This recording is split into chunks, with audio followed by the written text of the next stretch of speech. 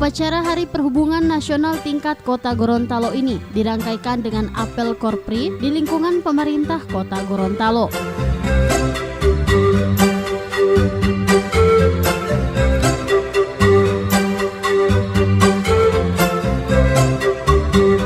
Peringatan Hari Perhubungan Nasional dimaknai sebagai momentum tepat untuk mengevaluasi hasil kinerja dan berbagai peristiwa yang terjadi di sektor perhubungan, serta menyatukan persepsi dan tekad dalam meningkatkan pelayanan kepada masyarakat.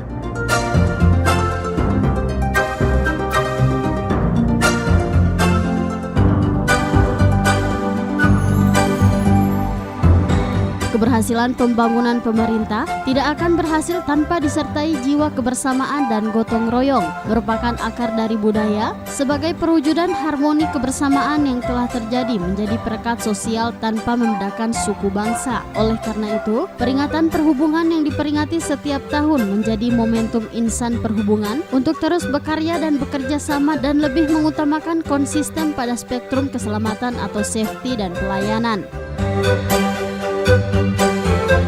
Hal ini sejalan dengan tujuan pendirian Negara Kesatuan Republik Indonesia seperti tercantum dalam alinea keempat pembukaan Undang-Undang Dasar 1945. Saudara-saudara yang berbahagia, insan perhubungan yang saya banggakan.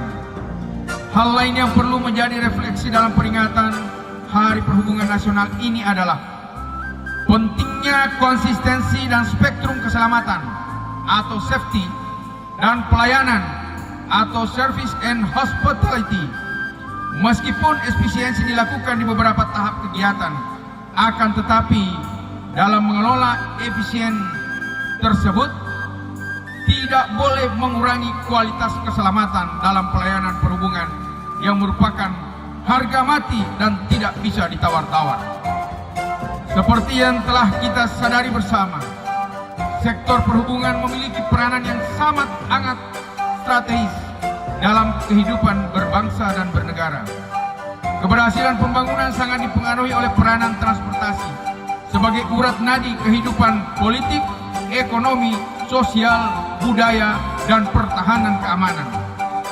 Karena peranannya yang teramat strategis,